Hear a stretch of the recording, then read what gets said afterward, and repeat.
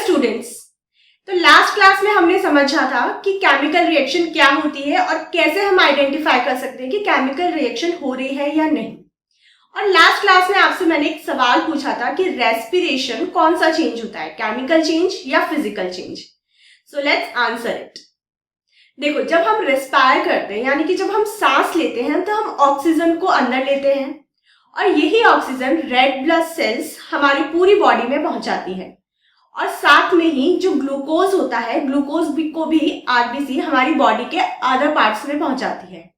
तो जब ये ग्लूकोज और ऑक्सीजन सेल्स में जाते हैं तो आपस में रिएक्ट करते हैं और ऑक्सीजन और ग्लूकोज आपस में रिएक्ट करके water, energy and carbon dioxide में चेंज हो जाते हैं। तो respiration is a chemical change. So let's begin our lecture.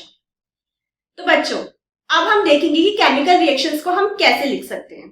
तो first of all it is very important to know कि केमिकल रिएक्शन के कौन कौन से पार्ट्स होते हैं। देखो, हमने जब मैग्नीशियम रिबन को ऑक्सीजन की प्रेजेंस में बर्न किया था तो एक नया प्रोडक्ट बना था, that was the magnesium oxide.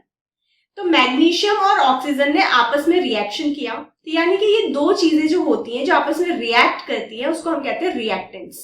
और उसकी वजह से एक नया जो चीज थी वो बनी थी, वो थी मैग्नीशियम ऑक्साइड। उसको हम कहते हैं प्रोडक्ट, यानी कि the new substance formed during the reaction is known as product. अगर हम इसकी केमिकल इक्वेशन लिखें तो कैसे लिखेंगे? मैग्नीशियम और ऑक्सीजन ने आपस में रिएक्ट किया, यानी कि मैग्नीशियम प्लस ऑक्सीजन, और क्या बना उससे? Magnesium oxide. तो अभी हमने देखा कि रिएक्टेंट और प्रोडक्ट। अब इस इक्वेशन को देख के हम बता सकते हैं कि रिएक्टेंट क्या है और प्रोडक्ट क्या है। केमिकल रिएक्शन में जो भी दो एलिमेंट्स आपस में कंबाइंड होते हैं टू मेक नया प्रोडक्ट, उसको हम क्या कहते हैं? रिएक्टेंट्स। यानी कि मैग्नीशियम और ऑक्सीजन क्या है? रिएक्टेंट है, और मैग्नीशियम ऑक्साइड क्या है? प्रोडक्ट है। और इसको अच्छे से एक्सप्लेन कर सकते हैं। जैसे मान लो ए और बी आपस में मिलकर बना रहे हैं सी और डी, ठीक है? तो यहां पर ए और बी क्या है? रिएक्टेंट्स। सी और डी क्या है? प्रोडक्ट्स। यानी कि ए और B react and produce C and D. Okay, now chemical reactions. अब हम देखते हैं केमिकल रिएक्शंस को लिखने का तरीका। कितने तरीके से हम केमिकल रिएक्शंस को लिख सकते हैं। जैसे अभी तक तो हम सिंपल बोलते आ रहे थे कि मैग्नीशियम प्लस ऑक्सीजन मिलके बना रहे हैं मैग्नीशियम ऑक्साइड, बट इसको अगर हमें केमिकल फॉर्म में लिखना हो तो कैसे लिखेंगे? केमिकल फॉर्म में लिखने के देखो दो मेथड्स होते हैं। एक तो होता है वर्ड इक्वेशन और एक होता है केमिकल इक्वेशन। तो केमिकल रिएक्शंस को दो तरीके से लिखा जा सकता है, वर्ड इक्वेशंस में और केमिकल इक्वेशंस में। अब दोनों ही मेथड्स को हम देखते हैं कि कैसे लिखा जाता है। तो सबसे पहले हम देखेंगे वर्ड इक्वेशन। वर्ड इक्वेशन को कैसे लिखते हैं बच्चों? देखो, a chemical equation in which chemical reaction is represented briefly in words are called word equation.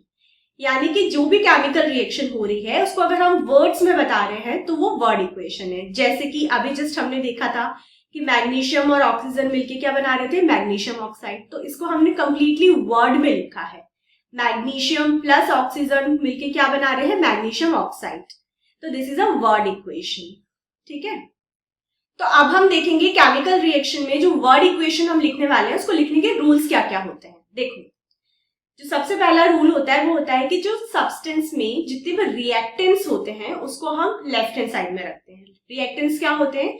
जो भी जितने भी एलिमेंट्स हैं जो आपस में कंबाइंड हो रहे हैं to make a new product, that is called reactants. उन रिएक्टेंट्स को हम लेफ्ट हैंड साइड रखते हैं। अगर वो एक से ज्यादा है तो उन सभी को हम बीच में प्लस का साइन लगाकर लिखते हैं, ठीक है? नेक्स्ट रूल क्या होता है? जैसे कि ये देखो, मैग्नीशियम प्लस ऑक्सीजन मिलकर क्या बना रहे हैं? Magnesium oxide. अब इसमें मैग्नीशियम और ऑक्सीजन क्या था? रिएक्टेंट्स थे, तो इनको हमने लेफ्ट हैंड साइड रखा। और मैग्नीशियम ऑक्साइड क्या है? प्रोडक्ट है, उसको हमने राइट हैंड साइड रखा। नेक्स्ट रूल क्या होता है? नेक्स्ट रूल होता है कि रिएक्टेंट्स और प्रोडक्ट के बीच में हम एक एरो का साइन लगाते हैं। ये एरो का साइन क्या होता है कि रिएक्शन की डायरेक्शन शो करता है बेसिकली, कि मैग्नीशियम और ऑक्सीजन मिलकर क्या बना रहे हैं? Magnesium oxide. तो ये इसका डायरेक्शन शो कर रहा है, ओके? और थर्ड रूल होता है कि जो प्रोडक्ट होता है वो राइट हैंड साइड में लिखा जाता है। अगर एक ही प्रोडक्ट है तो हम सिंपली एक प्रोडक्ट लिख देते हैं, और अगर एक से ज्यादा प्रोडक्ट्स होते हैं तो उन सबको हम प्लस का साइन लगाकर बीच में लिखते हैं, ठीक है, I hope it is clear to you. देखो बच्चों, वर्ड इक्वेशन और केमिकल इक्वेशन ये दोनों ही सेम रूल्स फॉलो करती हैं, ठीक है, बस इनको लिखने का तरीका अलग अलग हो जाता है। I hope you enjoy it.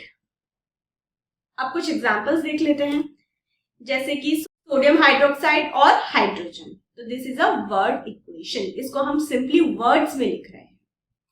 Now अब हम देखेंगे केमिकल इक्वेशंस कैसे लिखे जाती है। देखो, अभी हमने वर्ड इक्वेशन देखा, वर्ड इक्वेशन में हमने वर्ड्स में लिखी थी इक्वेशन को, केमिकल इक्वेशंस में हम फॉर्मूला यूज करेंगे। अब देखो, सबका एक शॉर्ट फॉर्म तो जरूरी होती है, जैसे सबके घरों में कोई कोई किसी नाम से पहचाना जाता होगा, कोई चिंटू, कोई बिंटू, राइट। इसी तरह हम मैसेजेस करते हैं, मैसेजेस में भी हम शॉर्ट फॉर्म यूज करते हैं, जैसे हमें लिखना है बाय द वे तो BTW लिख देते हैं। तो इसी तरह जितने भी केमिकल्स होते हैं, जितने एलिमेंट्स होते हैं ना, उनका भी एक छोटा सा रिप्रेजेंटेशन होता है, जैसे कि Mg प्लस O2 मिलके क्या बना रहे हैं, MgO।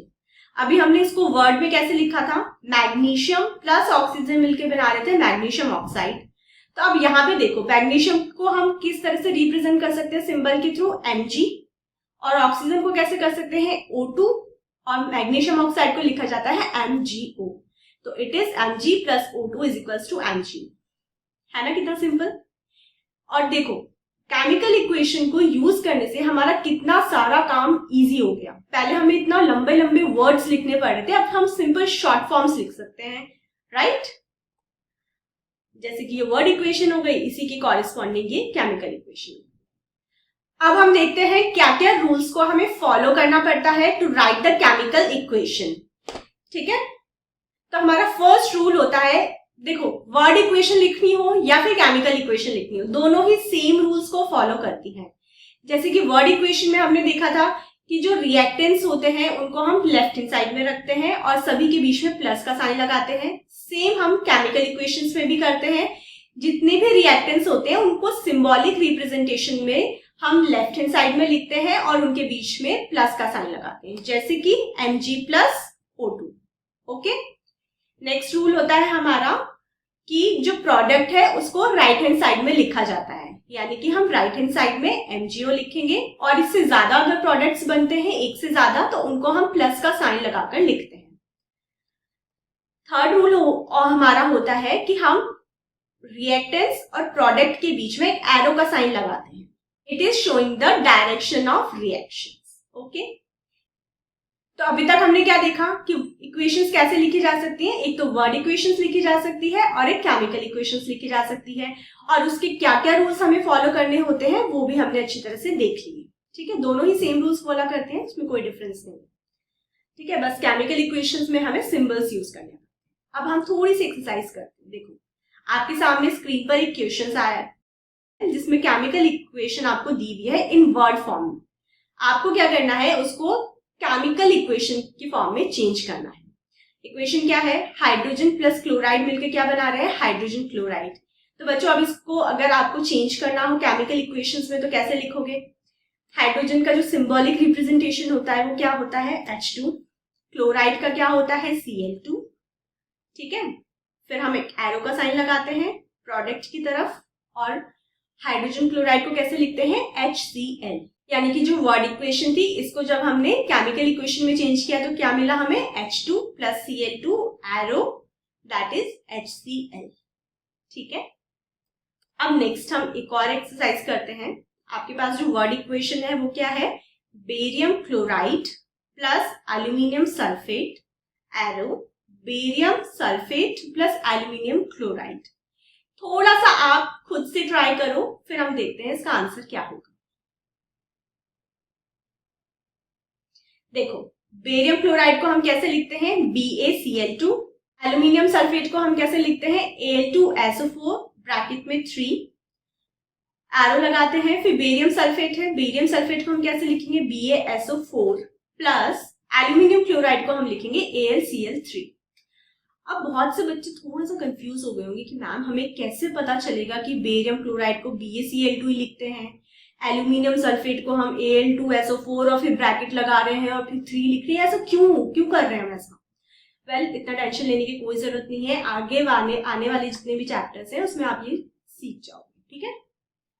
तो ये हमारी हो गई केमिकल इक्वेशन। अब एक ये क्वेश्चन है जो आपके लिए होमवर्क है। जो वर्ड इक्वेशन है वो है सोडियम प्लस वाटर मिलके बना रहे हैं सोडियम हाइड्रोक्साइड प्लस हाइड्रोजन। तो ये क्वेश्चन आपको होमवर्क में सॉल्व करना है और अपने जो आंसर्स है उसको कमेंट बॉक्स में कमेंट करके बताना है। आई होप आपको अच्छी तरह से पूरा लेक्चर समझ में आया होगा और यू एंजॉय द लेक्चर। ऐसे ही और लेक्चर्स को देखने के लिए आप सब्सक्राइब कीजिए ई-सरल के चैनल को। अगर आप कंप्लीट लेक्चर्स देखना चाहते हैं with full visualisation and animations तो डाउनलोड कीजिए ई-सरल ऐप। यहाँ पर आपको फुल लेक्चर्स मिलेंगे सभी सब्जेक्ट के with full animation and visualisation. इसके साथ साथ आपको हर एक चैप्टर की प्रैक्टिस करने के लिए शीट्स मिलेंगी। उस शीट्स में प्रीवियस ईयर के क्वेश्चंस भी इंक्लूडेड रहेंगे। प्लस आपको मिलेंगे टेस्ट सॉल्व करने के लिए। इन टेस्ट में एक तो टॉपिक वाइज टेस्ट भी होते हैं जो हर एक चैप्टर के एंड में होते हैं और इसके अलावा रिव्यू टेस्ट होते हैं जो आपके शेड्यूल के अकॉर्डिंग बनाए जाते हैं। इसके अलावा आपको ई-सरल में मिलती है personalised mentorship, personalised time table और डाउट सॉल्विंग। ई-सरल में आपको 3 लेयर्ड मेंटरशिप प्रोवाइड कराई जाती है। जो सबसे पहले आपको एक प्रोवाइड कराते हैं हम पर्सनल मेंटर। जो आपका पर्सनल मेंटर होता है उसका फोन नंबर भी आपके पास होता है। आपको कोई भी प्रॉब्लम होती है, किसी भी तरह का कोई इशू आप फेस कर रहे हो तो आप उससे डायरेक्टली कॉल करके बात कर सकते हो।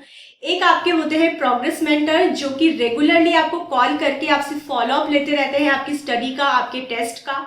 और इसके अलावा आपके बहुत सारे मेंटरशिप के सेशन भी होते हैं। यहाँ पर डाउट सॉल्विंग भी हम प्रोवाइड कराते हैं 4 लेयर की डाउट सॉल्विंग। फर्स्ट लेवल पे आपको शीट के सारे वीडियो सॉल्यूशंस दिए जाते हैं। सेकंड, आपके पास डाउट सॉल्वर नाम का एक ऐप में कोर्स अवेलेबल है जिसमें आप अपने डाउट को पोस्ट कर सकते हो, जिसका आपको विद इन 24 आवर्स रिप्लाई आ जाता है। इसके अलावा आपकी होती है लाइव डाउट क्लासेस और फिर भी अगर आपका डाउट क्लियर नहीं होता डायरेक्टली आपको कांटेक्ट कराया जाता है टीचर्स के साथ। अभी ई-सरल ने लॉन्च किया है क्लास 10th के लिए चैम्प कोर्स जिसमें ये सारी चीजें आपको मिलेंगी, लेकिन इसके साथ आपको मिलेगा ओवरऑल डेवलपमेंट, यानी कि आपके फिजिकल और मेंटल हेल्थ पे भी वर्क किया जाएगा, आपके पर्सनालिटी डेवलपमेंट पे भी वर्क किया जाएगा और आपके संस्कार पे भी वर्क किया जाएगा। सो डाउनलोड द ई-सरल ऐप। Thank you.